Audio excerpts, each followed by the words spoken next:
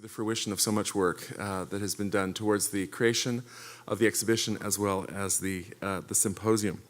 We're grateful to our Curator of American Art, our longtime Curator of American Art, our retiring this year Curator of American Art, Marian Wardle, who we honor for the many shows she's brought together here, but how wonderful that her last act was a collaboration with the Stark Museum, who's been our wonderful partner through this, and we acknowledge Sarah Boehm, the co-curator of the show, who's here with us today.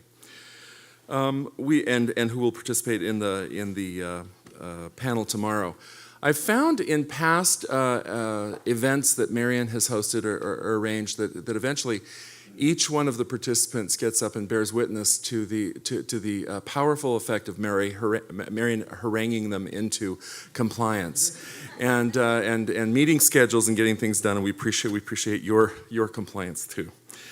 As this is an academic museum, we are keenly interested in having academic programming, and this is exactly the kind of thing that we want to have to bring scholars together and enter into a dialogue of discussion. I'd like to thank Jana Emmer, our head of education and oft-times curator, for her efforts in putting this whole symposium together and all the organizational things that it requires that are so demanding. We'd also like to thank some of our sponsors, the Charles Redd Center here at BYU, our colleagues in art history who are here supporting us this day and who contribute much to our programming, and to the Brent and Cherie Andrus family. I'd like to thank all of you for being here and for enriching the dialogue as we go along. A few things of order about today and tomorrow. We'll follow the program. If you've got a program, you know where you're supposed to be. Those of you who come from afar, don't hesitate to ask any museum member if you need information or to find your way around campus.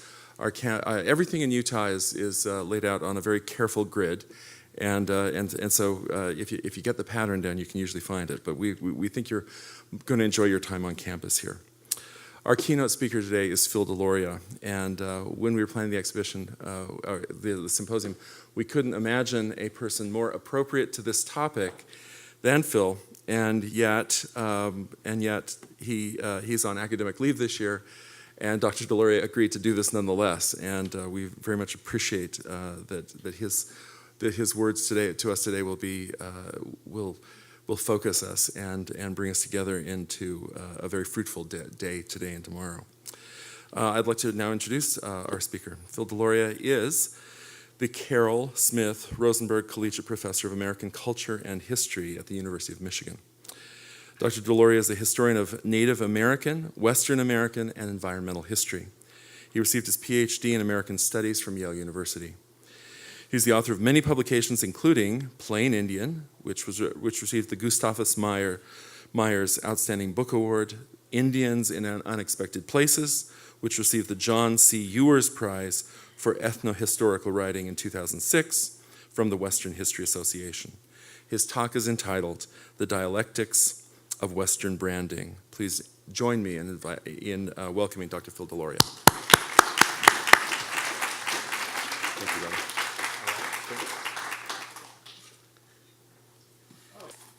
Well, what a wonderful tradition. Thank you so much for the blessing. So I'm working on an art history project right now. It's not this. I'm not going to say anything about the project I'm working on today, but it was nice for me to get a chance to sort of think a little bit more about art, and particularly about this sort of moment of modernism, which I don't really understand at all. And so some part of it is sort of me kind of grappling around, particularly with the kind of emotional, affective, the kind of submerged, hard to understand parts of modernism. So maybe 15 years ago, a couple of friends asked if I would write an essay for a book on objects that seem to capture some particular essence of the West. It was Aunt Fabian and Marty Sandwich. So I accepted immediately because what a fun idea. And I let them know that I was interested in writing on the jackalope, which was an idea that they rejected out of hand.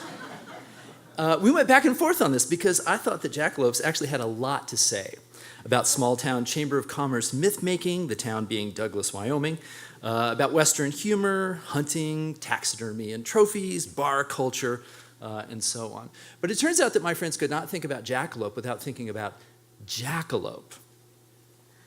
The funky bargain furniture, pottery, garden rug, folk art, etc. store that brought Santa Fe style from the high-rent Plaza districts and Canyon Road areas of Santa Fe out to Cerrillos Road, a more affordable location full of more affordable stuff. And indeed, they did not think of Wyoming jackalopes much at all. They had a hard time seeing an essay on either of these two things. In the end, they wore me down, convinced me to write instead on the guitar, which was absolutely fine, of course, but kind of predictable. And at the end of the day, as far as I know, that book actually never happened because I never did write an essay on the guitar. So both jackalopes and jackalope were exercises in branding.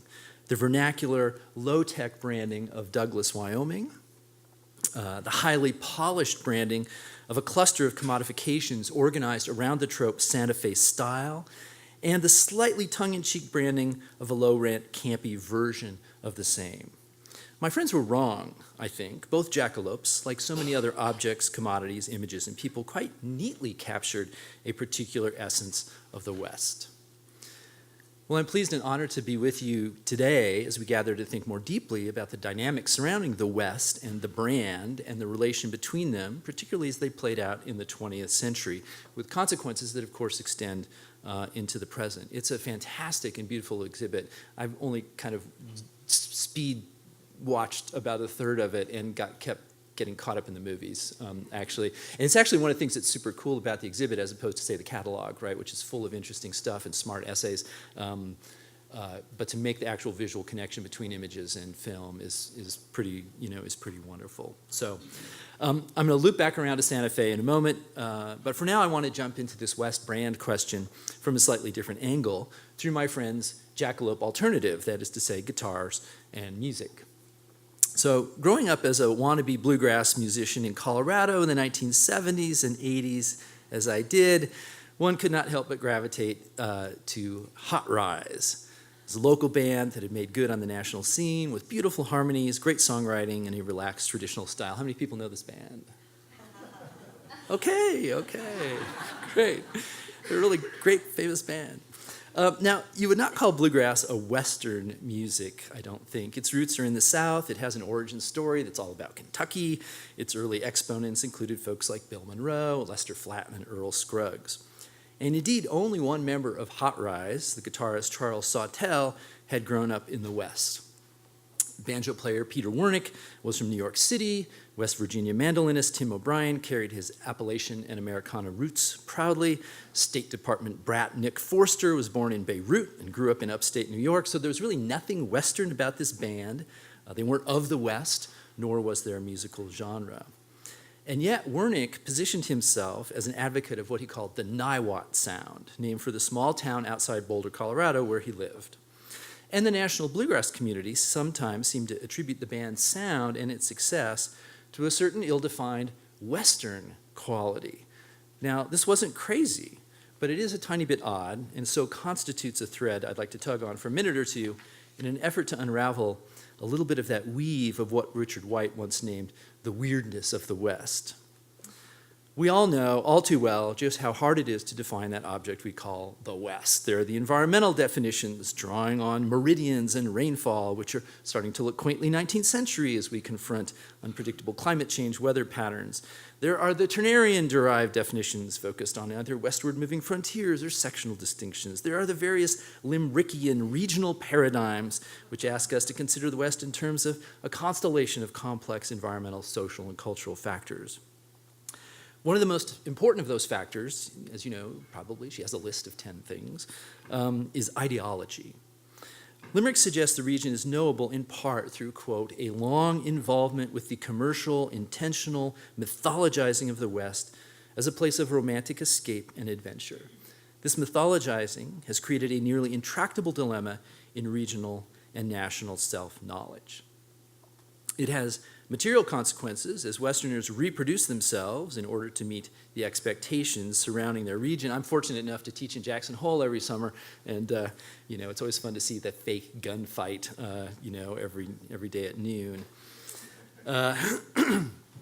So it's easy to identify the key elements, I think, in certain commercial mythologies. But there are other kind of Westy tropes out there that fall into the category of the weird West, right? The I know it when I see it West, that kind of West, right? Structures of feeling, really, that sit deeper, that require more mining than they do rounding up. Even as they play powerfully, I think, these things among the cowboy clothes, the timeless Indians, the landscape images of Monument Valley, and so on. So this claim, we know it when we see it, was, of course, famously invoked as a kind of ironic standard by the Supreme Court Justice Potter Stewart in a definitional discussion of obscenity. There was, I know, you think that this is going to be a clear and coherent passage, right? Because I know it when I see it, but no, it's just more legalese. It's kind of crazy. There was presumably a cultural sensibility that would allow an individual, or more challengingly, a society, to draw lines between, say, the erotic, the pornographic, and the obscene. You couldn't quite say where the line lay, but when something crossed the line, well, you'd know it when you see it, or when you saw it. So it's a standard that's defined by deferral. I don't know it before I see it. That is, I can't actually define it. It's an abdication, I think, of the deductive practice in which rules and premises are suggested in advance and sort of mobilized in the interest of explaining certain kinds of cases. When I see it, I'm quite willing to say what it is. This, it seems to me, is a kind of weak inductive practice in which rules and premises emerge to solidity out of individual kinds of cases.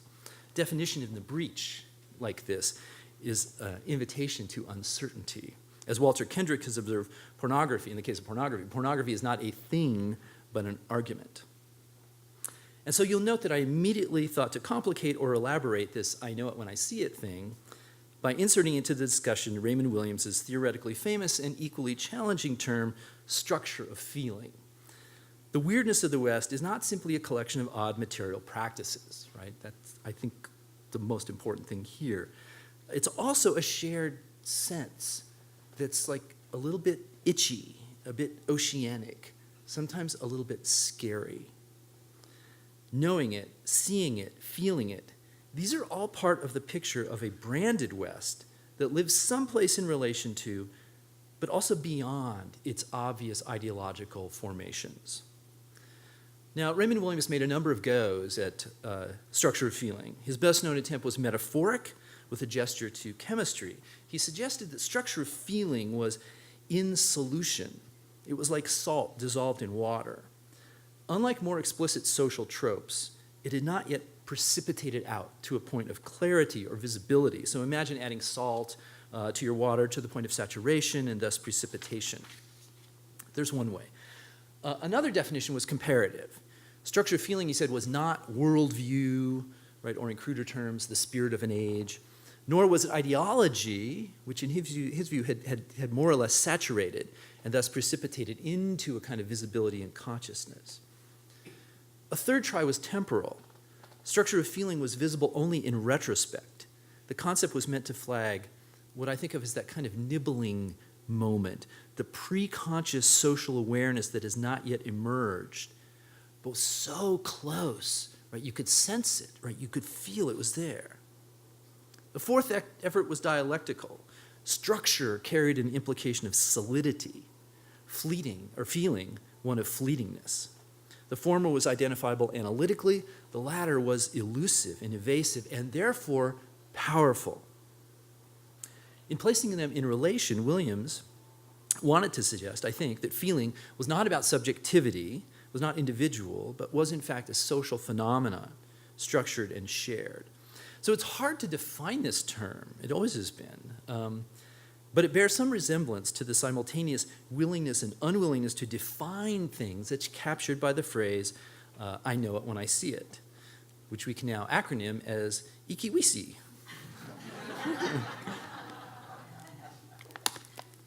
That suggests I'm going to talk about this a lot. I'm really not. At first glance, there seems to be a kind of analogical relation between the West and the Potter-Stewart definition around obscenity. Each has material concerns, domains of emotional evocation, and acts of representation and commodification. But I think the analogy kind of stops there. In one case, ikiwisi functions to define a contested boundary of social acceptability. In the other, to define what is thought to be an essential quality, Westness. The road to the obscene suggests an intensification. The road to the West, maybe not so much. Rather, Westness seems a constellation of the fact of place, the ideological structures built around it, the representation and commodification of those structures, and the affective feeling qualities that are part of the interrelated package. Such a constellation, of course, also leaves a lot of room for play. Westness, too, is not a thing, but an argument, or at least these days a conversation. And that leaves plenty of room to name people, objects, texts, and practices as kind of not Western, as kind of faux Western, or barely Western, or relationally Western, to name people as superficial tourists, or as neo-natives, all of those kinds of things. Hot Rise, for example, could not be seen as a bluegrass band that intensified its practice or added X number of Western attributes such that they were somehow suddenly precipitated out of solution as being visibly Western. Rather, they were Western relationally, visible in a relatively strong dialectical relation with the South, or perhaps the East, or in a parts and whole relationship with the national. Well, there's good reason to masquerade as Western, to appropriate the tropes to construct an identity. Most of the people and the objects engaging in such masquerading do so as commodities, functioning in a market, seeking to convert cultural value into market value through an identification with the West. It is in this sense that the West can be usefully seen as a brand with its strong link to commodification. And even as I say the word, you probably have at least two signifying systems flashing in your brain, and it's probably worth pausing on them for a moment. Can you tell as I get older, it's just like I just find it's more important to define stuff. Because I can't really understand anything anymore. It's really crazy. All right, on the one hand, there's a set of market-based meanings. A brand is a value identifier. It carries meaning in compact ways, and in that meaning lies value.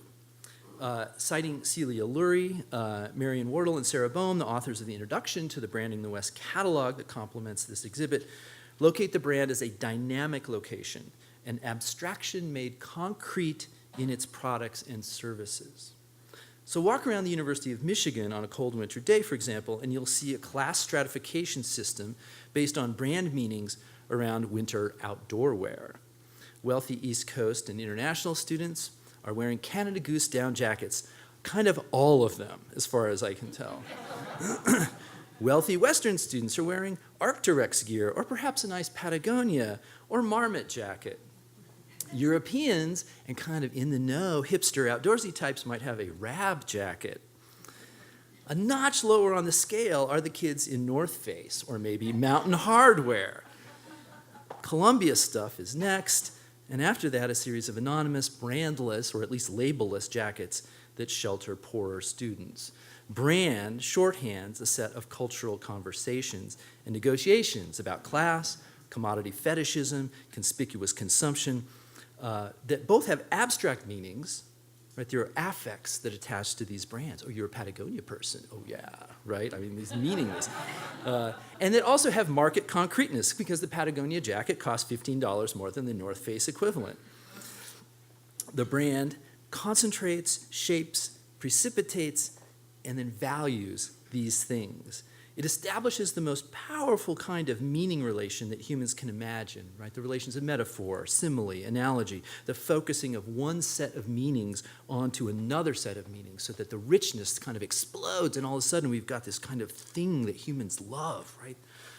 So the brand ascendant aims to capture all possible meanings to become the conventional noun, Kleenex, for example, or perhaps better, to become the conventional verb, to Xerox, to Google, to Facebook, those kinds of things. Of course, the market also poses the constant danger of obsolescence, Kodak, MySpace, those kinds of things. The brand also functions as an icon.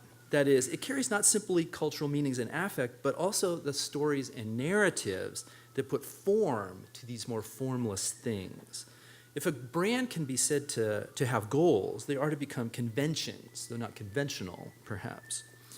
And to become iconic, to become drenched in narratives that become difficult for the market to dissolve. Yeah, it's kind of like somebody whistling. It's like kind of a Clint Eastwood moment here.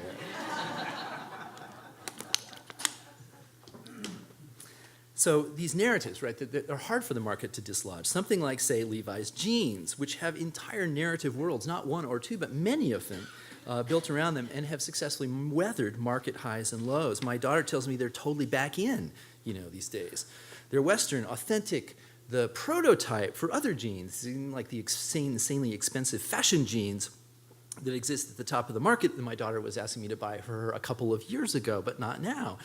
Those fashion jeans, it's worth noting, are in a real sense not Western. Right? They're not meant for work. That has something to say. They don't attach to the tradition of San Francisco mining supply, but to New York or Paris, haute couture, or to LA movie stars. They're too tight or too loose, or they have little jewels on them, or weird stitching and things like that. So it's not just the West, then, that contains structures of feeling, but it's also brands, which offer evocative, emergent possibilities for shared social meaning. Brand managers seek to tap into that feeling, which is anticipatory and powerful. But they do so in order for the brand to precipitate, to become a visible, entrenched, culturally suggestive trope, iconic in power, a convention that embraces all meanings but admits little contest over its core value. Well, brand has a second set of meanings, of course, which are equally market-based, though, interestingly, the economic rationale has sort of slid a little bit in importance beneath a powerful complex of cultural stuff. I'm referring, of course, to cattle branding, and I know there's a super cool paper coming up on this, which is perhaps one of the most evocative signs attached to the West, the cowboy, the open range. Really, can any Western sign keep up with it? The hat, maybe, the horse, perhaps, but it outstrips the chuck wagon, the night ride, the bunkhouse, the lariat, and all other objects. They're all powerful, right? These things all have iconic range. There's narratives attached to the chuck wagon, for example, about campfires and range cooking and antics and practical jokes and cowboy wisdom. There are narratives and conventions attached to the hat, the boots, the vest, the chaps, all those things. But the brand itself, right, the brand, the symbol in the brand book, carries multiple narratives. The spring roundup, the red-hot irons in the fire, the roping and tying of calves, the hiss of the brand on hair and flesh, the marks of ownership in a kind of quasi-collectivist economic moment, the creation and the use of a shorthand language of bar this and rocking that, the nostalgia found in those display boards, all those brands burned into wood, including things like the Thunderbirds and skulls used by artists to mark their work. So the brand is powerful. It's a convention, iconic narrative, sign, a claim of material ownership in a world of meaning. And in that sense, its nature can be seen to be tightly overlapped with the commodity brands that mark things like jeans or winter jackets or food products or things like that. So one could argue then that the West itself is always already a brand with a core set of meanings and a fluidity that responds to the markets. But it seems like a somewhat larger category than that, a set of possibilities that admit multiple structures of feelings, that invite multiple constituencies to brand the West and that hope that others know it when they see it. So in branding the West, then, we go a long way toward constituting it, often in conflictual tension across social categories. And whatever else the West may be, or however we choose to define it for various analytical purposes, it seems clear it's constituted in our cultural imaginary as a market object, a value proposition developed through its associations with a huge range of commodities and cultural productions. Okay, I'm not telling you anything you don't know, I think. But it's the weirdness, right? The feeling, the affect that matters to me right now. It's easy to establish a set of ideological tropes, highly visible occasions for cultural, social, political, and economic action that have defined the West over time. We all know them. We can all name them. The pioneering frontier, manifest destiny, the vanishing Indian, the wilderness, the military campaign, the sleepy Southwest, the railroad coming through, the dude Eastern tourist, and many, many, many more. These things have, in effect, precipitated. They've established audiences and conventions. They can be dynamically reworked as markets, media, and institutions of distribution and reception change over time. And we rightly investigate and point to transformations and continuities in their forms and messages. We note their ideological power, for they evoke and contain the sorts of contradictions that we as a society and a culture like to pick at and play with. That's how ideology serves us. Like the supposed superiority of one mass-produced winter jacket made in a factory in Indonesia over a nearly identical one, they offer us a picture of the imagined relation, our imagined relation to the actual conditions of our lives, as Louis Althusser once said. Okay, fine. But it seems to me that beneath all those formations, there are still structures of feeling, not yet precipitated social ideas about the West that nibble at us with a kind of utopian power. And as I say that, I'm thinking about this essay that Frederick Jameson did in the 70s, where he does this whole reading of Jaws and this kind of utopia, reification and utopia. And he's saying, look, there's little bits of kind of utopian possibility in the most, sort of mundane and degraded popular culture kinds of products. And that, in part, is why they fascinate us, right? These things that are hard to sort of uncover. So there's an ideology about the West as a land of possibility. But I wonder if there's a structure of feeling buried there someplace that carries the actual possibility, right, of openness, or of fear and destruction. This is actually what I've been feeling lately about the West. The brand is grizzly bear, but the structure of feeling is something more. I've been too scared. So we do this. My friend and colleague and student Jennifer Peacock is here and has been the GSI for this class, grad student instructor that we do in Jackson Hole every year. And curiously, every year I start to get more and more freaked out about bear encounters with these students, and about the ethics of me knocking someone down and running away, or like the question, bear country question, right? You've practiced with the bear spray. Will you actually have the nerve to use the bear spray? And it probably won't work anyway, right? And are you gauging the wind as it sort of goes like this? And are you aiming low because the bear's up high and but he's going to charge low? I mean, it's like, will you actually remember all that stuff? Will you actually do that? Will you have to take one for the team so your students can survive? It's just so I can't see the Revenant. I just can't see it. And I have these awful grizzly bear dreams. Okay, there's a kind of thing there that feels a little bit like a structure of feeling in a way, right? There's a reason I can't see the Revenant, but there's a reason I will see the Revenant, right? And I'll be freaked out about that. Okay, from such structures, I wonder, may come the perennially, I think, amazing power of Westness, which should be, by all rights, at this moment, be old, worn out, frazzled, tired, exhausted, deconstructed, demythologized, debunked, demonized, and which sometimes is, but which is also unpredictably resilient, even around ideologies as frankly stupid as those that surround the West. The location for these kinds of structures, these kinds of experiments, we could do worse than to turn to the affective locations found in art, music, film, performance, right? These places that have practices that speak powerfully to the individual and social pre-conscious. When Hot Rise was seen in the national bluegrass conversation as a Western band, when they gave their music the label the Niwot sound, they were in a way branding the West, or being branded by others as Western. But it was more complicated than that. I was really hoping that someone would know this band, but okay. It was more complicated than that because Hot Rise had a trickster twin band, right? A dialectical opponent called Red Knuckles and the Trailblazers. So Red Knuckles had a larger-than-life Western backstory. The band members supposedly grew up in Wyoming, Montana, just across the border from Montana, Wyoming, listening to the jukebox at the Eat Cafe, where the records had not been changed in decades, thus limiting their repertoire to classic 1940s and 50s country music. Goofing around in sunglasses, super colorful Western wear, and fringed guitars. If you look closely, you can see the kind of fringe on the guitars. Here. Red Knuckles and the Trailblazers traveled in the back of the Hot Rise bus, filling it on stage when the bluegrass band went on break. Now, if Hot Rise was lightly branded in terms of the West, Red Knuckles seized a particular Western musical brand and did so with gusto. They did this both seriously, which is to say they were good, right? They were good. They were pleasure to listen to, still are. They also did so satirically. Because they were so over the top, they exposed the manufactured nature of the Western brand itself. And it was in that dynamic joke/critique that Red Knuckles, much to their surprise, I think, transcended Hot Rise's original purpose, which was diversion and distraction during their stage shows and to stretch themselves musically. The Trailblazers found themselves with a fan base, indeed a kind of cult following all their own. So the Red Knuckles brand reflected a set of meanings that clustered around Western swing, an interesting blended music that oscillated Western themes, vocal styles, harmonic structures, with the solo styles, harmonic structures, instrumentation, and rhythms of swing music.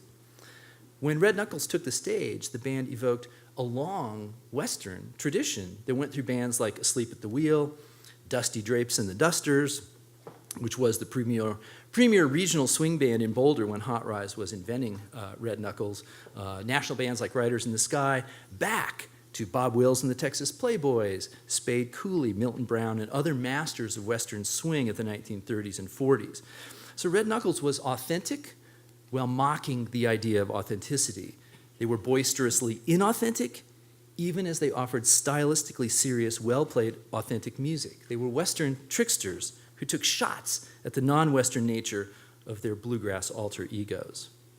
So we might ask, was Hot Rise branding the West, drawing on a culturally resonant and familiar history to evoke in its audiences a structure of feeling? Yeah, sorta. But what came to matter as much to their audiences was the kind of joyful pivot with which the Hot Rise players turned themselves into singing cowboys. In that sense, it seems to me they were not so much branding the West as they were, dialectically, westing the brand, right? That is, they were taking their own brand, Hot Rise, which was itself a brand, one named after the secret ingredient in Martha White's self-rising flour, and thus a nod to the old-time bluegrass traditionalism of Flatt and Scruggs, who were sponsored by Martha White flour. Then they defined themselves through that brand. Then they expanded its meanings into the deliciously evocative Western mode through their performance as Red Knuckles. They were westing their brand, and they were doing it in this kind of interesting dialectical fashion, which you can see kind of on their poster. So when we talk about branding the West, I think it's safe to say we have an object, right? The West, in all its complication. And we have an action, the creation around that object of meaningful logos, icons, symbols, ideologies, and structures of feeling. Westing the brand enacts a kind of reversal. We have an object, a brand, in which meanings are clustered around tropes that identify and mark ownership and commodification. And we have an action, westing, which we might define as the channeling of a cluster of meanings into forms that reorient that brand toward the meaning and possibilities attached to the West. So, let me offer a couple of examples. Arguably, the two most prominent Western artists at the turn of the 20th century were Frederick Remington and Charles M. Russell. Russell grew up in Missouri, moved to Montana when he was 16, where he worked as a trapper and a cowboy, spent the remainder of his life there, basing his art career out of Great Falls, Montana. A poor marketer, a trope that adds to his rustic authenticity, Russell relied upon his wife Nancy, who proved skilled at branding his work, creating for him an international audience. From the bison skull brand that accompanied his signature to his identity as a cowboy artist to the narrative surrounding his lack of artistic training, Russell made himself and was made as and was a Western object.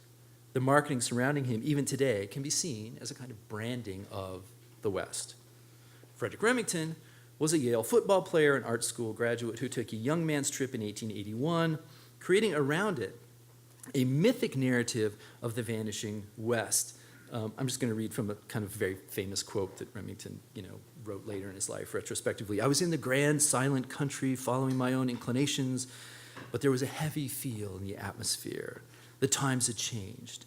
Evening overtook me one night in Montana, and I, by good luck, made the campfire of an old wagon freighter who shared his bacon and coffee with me. I was 19 years of age, and he was a very old man. During his long life, he had followed the receding frontiers, always further and further west. And now, he said, there is no more west." Actually, he probably said it like this. "And now," he said, "there is no more west."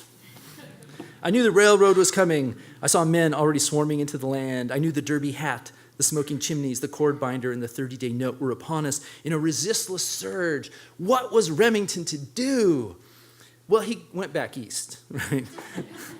Over the next few years, he noodled around the East and the Midwest as a failed sheep rancher. He got bored, hardware store owner, reporter, saloon owner, and then honed his craft in New York City at the Art Students League before finding success in the city as a commercial artist, illustrator, and correspondent. His Western experiences were basically forays in search of material. And he spent much of his time playing cowboy for curious New Yorkers and kind of eating himself toward overweight in the New York clubs. I knew the wild riders in the vacant land were about to vanish forever, he continued. And the more I considered the subject, the bigger the forever seemed. Without knowing how to do it, I began to record some facts around me. And the more I looked, the more the panorama unfolded. The emphasis on the I and the me, there's 5 of them in the passage, suggests an analysis that seems reasonably fair. The object being branded was not the West, but Remington himself. He was, in effect, westing his brand. Or consider Ralph Lauren, who established the Polo brand during the late 1960s and 70s around wide ties, English tweediness, a cologne, and of course the elite ideological associations offered by the sport of polo, which does in fact have horses involved in it. Beginning in 1978, however, and across the 1980s, what we can call the so-called decade of Ralph Lauren, he wested that brand. Even as he benefited from the turned-up collar of the polo shirt and the preppy moment of the 80s, I had friends who dressed like this. Lauren was framing himself around elaborate Western fashion and his own new Westie identity, built around the acquisition of a Colorado ranch. In 1985, he went after cowboy denim and westing the horsiness of polo, created and later dumped Ralph Lauren chaps, an affordable alternative to the polo line. In 1993, he created the Double RL line of casual wear, which was named after his ranch, the Double RL. So Lauren positions himself among a number of locations, fashion itself, sailing, polo, Euroclassicism, but the West has remained key to his presentation of self and brand. In effect, he wested it. And I couldn't resist throwing up this ad for the Tao Society of Artists and the Ralph Lauren brand. And we could go on. Folk revivalist John Duchendorf becomes John Denver, gets a hat and a down vest, moves to Aspen, and wests his brand.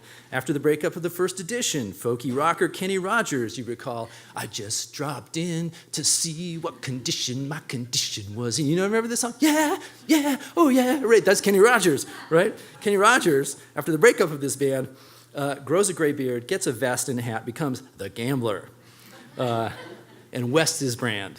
Even Texas songwriter Michael Murphy loses his hippie look, gets a vest and hat, reorients his brand, and establishes himself as the apostle of traditional cowboy music and poetry, in the process assisting Ralph Lauren in the purchase of the Double RL Ranch, and then playing as the house band at the wedding of Lauren's son David to Lauren Bush, who gets to be then Lauren Lauren, who of course emerges from a Yaley family who moves to Texas and wests its brand, clear and brush with the chainsaw. It's craziness, right, this stuff? Sam Elliott's voice wests everything he says, including Ram trucks, Union Pacific, and beef, which is what's for dinner. So, branding the West, westing the brand. But in no case does the object here have great clarity.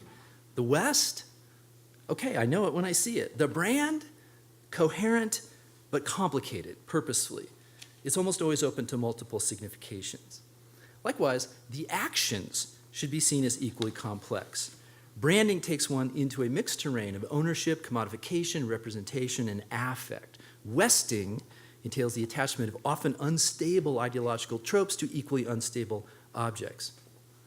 In other words, in all these examples, I've deliberately drawn the lines brightly, too brightly, in order to set up pairs of dualisms. What matters more than that clarity, I think, are the dialectical tensions that undo, complicate those dualisms.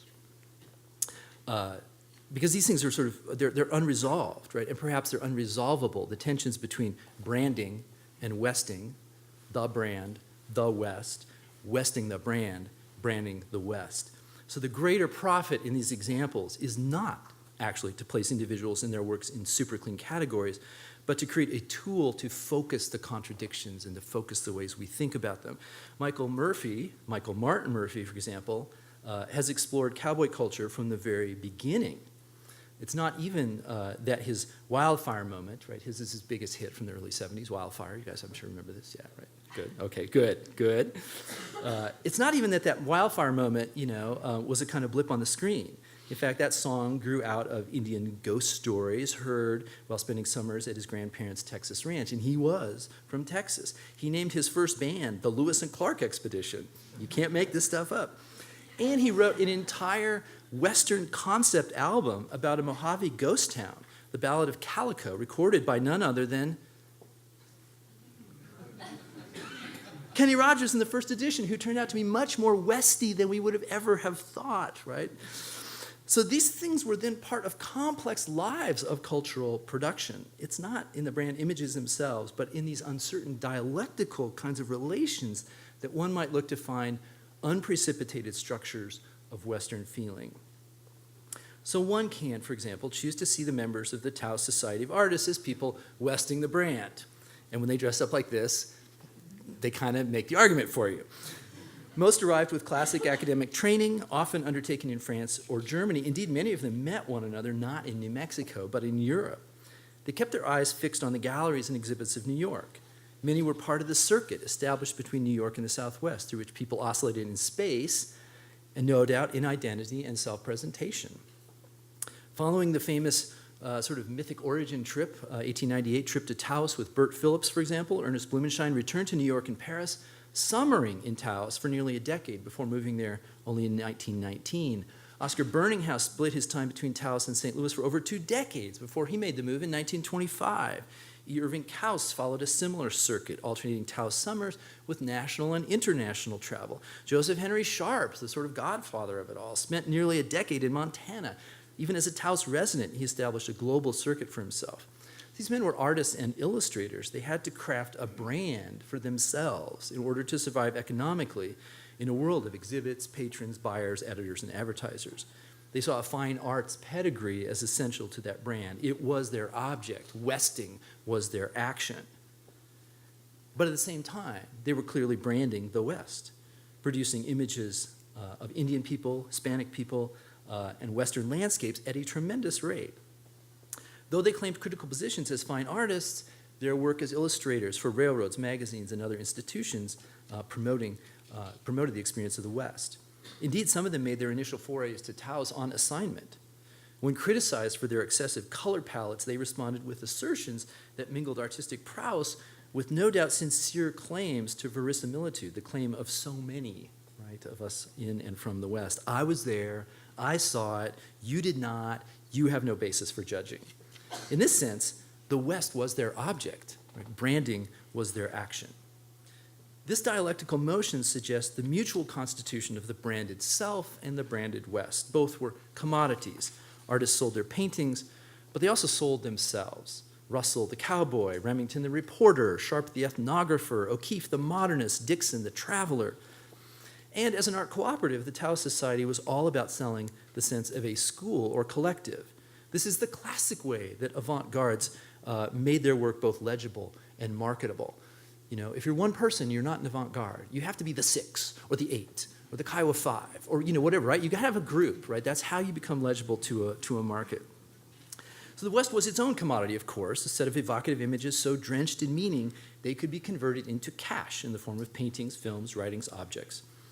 Though distinctly different kinds of commodities, artists and West were mutually constitutive, overlapping, simultaneous. They both trafficked in ideological structures. For the West, that meant the usuals: vanishing Indians, rugged individualists, monumental landscape, 19th century nostalgia, among others. Artists put such ideas in dialogue with ideologies surrounding their own aesthetics: romantic individualism, academic training, and modernism. They imagined the Southwest as a place to fulfill the fin de siècle imperative to make it new. In many ways, this actually was the brand of the Taos Society. The idea that in the meeting of high technique and New Mexican landscape and subject matter would emerge a new American art. And they took that brand on the road through traveling shows and exhibits. And there, a particular structure of feeling, a kind of modernist nostalgia, met up with complementary imagery in the form of a parallel Santa Fe school, Remington's late nocturnes, Dixon's shadow-fraught landscapes, Andrew Dasberg's Cubist New Mexico, and the Pueblo painters associated with San Ildefonso, the New Mexico Museum, and others. Modernism's own structure of feeling, its sense of non-precipitated social possibility, is hard to put your finger on. But it feels to me it has something to do with the relation between past and future. In Western thought, it's been generally easy to imagine that the present comes to being out of the past and that the future emerges out of the present. Modernists, it seemed to me, smelled something different and complicated in the air of their moment, a future of potentially extraordinary promise, but one that had come on so quickly it seemed almost magical, not of the present, but disconnected from it, as if the past had blown right through to the future. And if the future offered utopian possibilities, it also carried with it the promise of inequity, alienation, technological overreach, the loss of the stable self, and the possibility of social coherence. To make sense and possibly shape that future, they turned to the past. They carried on much of the conversation around Taos and Santa Fe, making these places not simply Western exemplars, right, but also hubs of modernism. And here's where and why Remington and Russell fell out of that conversation. Both were simpler artists, nostalgists pining for a more immediate past, half imagined, half remembered, a past only a few decades out of reach. Remington, for example, painted sympathetic Indians only in his last years in the nocturnes that were linked to his own engagements with modernist color experiment on the one hand, but also his own sense of aging and mortality. He found his community among New York artists and editors, but he would as happily hang out with retired military officers than with modernist painters. Russell became the local hero of Montana.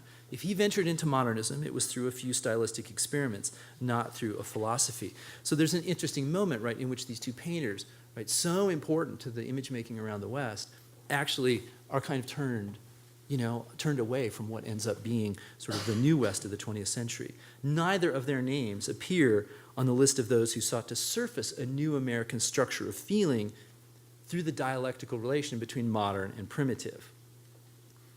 Mary Austin argued that in the rhythm of Indian life and song would be found the rhythm of modern poetry and literature. Mabel Dodge Lujan thought that Taos would be the birthing place of a new American art synthesized out of the meaning of modern and primitive. Gene Toomer saw New Mexico as the locus for a new American race that transcended and complicated existing boundaries. John Sloan and Oliver Lafarge put agency with native artists themselves in this kind of passage I'm about to read, which is like constantly back and forthing. The Indian artist, they said, deserves to be classed as a modernist. His art is old, yet alive and dynamic. But his modernism is an expression of the continuing vigor seeking new outlets, and not like ours, a search for release from exhaustion. His work has a primitive directness and strength, yet at the same time it possesses sophistication and subtlety. Indian painting is at once classic and modern. Whoa! John Collier, inspired by 1920 visit to Taos Pueblo, read structure feeling in terms of the possibilities for social reform policies, completely consistent with his own role as a social reformer. I'll just read again a little passage. This is my favorite, maybe my favorite passage of all the things John Collier ever wrote. It'll be familiar to some of you. So here he is, 1920, visiting Taos. This is actually from his memoir, looking back to his 1920 visit to Taos Pueblo and thinking about structure of feeling, right, in relation to this. He says, the discovery that came to me there in that tiny group of a few hundred Indians was of personality-forming institutions, even now unweakened, which had survived repeated and immense historical shocks and were going right on in the production of states of mind, attitudes of mind, earth loyalties, and human loyalties, amid a context of beauty which suffused all the life of the group. What I observed and experienced was a power of art, of the life-making art, greater in kind than anything I had known in my own world before. Not tiny, but huge. This little group and its personalities seemed only the Indians among the peoples of this hemisphere, at least, were still the possessors and users of the fundamental secret of human life, the secret of building great personality through the instrumentality of social institutions. I mean, in this kind of passage, you can actually see these kinds of things. Modernist shock is here, right? Indians have survived this kind of modernist shock that freaks John Collier out so much, right? And yet, these ancient secrets, right, are there. There are, of course, many other examples of this traffic in which the most modern and the most primitive were put in relational motion. The members of the Taoist Society of Artists, while not the most prominent, were among those carrying on this traffic, visible in their work and in that of Maynard Dixon, among others, in which they sought to capture something of the structure of feeling of the West, the modern, the brand. They would no doubt be curious about the ways in which they themselves have become part of the new kinds of branded identities attached to Taos and Santa Fe. But they ought not be surprised. They were part of the same species of dialectical tension, modern and primitive, West and brand, image and individual, subject, idea and commodity. Taos and Santa Fe were, in the early part of the century, arts colonies. That is, they were on the extractive edge of a modernism that offered New York City as a central relay en route to, say, Paris or Berlin. By the 1980s, Taos and Santa Fe had become relay stations in their own right, nodes for global wealth that flowed, sometimes loudly, sometimes quietly, through arts and culture economies. Could that picture be anything but mixed? Right, these economies continue to extract both meaning and labor, and thus value, from mostly brown hinterlands for mostly non-brown collectors. At the same time, they created new opportunities, where the early Taos and Santa Fe artists hired Indians as models and occasionally watched as they learned two-dimensional flat painting techniques. Now, New Mexico art output was a mixture of white, native, Latino artists. Indian artists had been through their own modernist turns in the 1950s and 60s, and if they never quite fit within the New York art world, some of them could do okay in Santa Fe. So new icons emerged as northern New Mexico was rebranded yet again during the Ralph Lauren decade around that thing called Santa Fe style. I don't know if you remember this moment, but I do.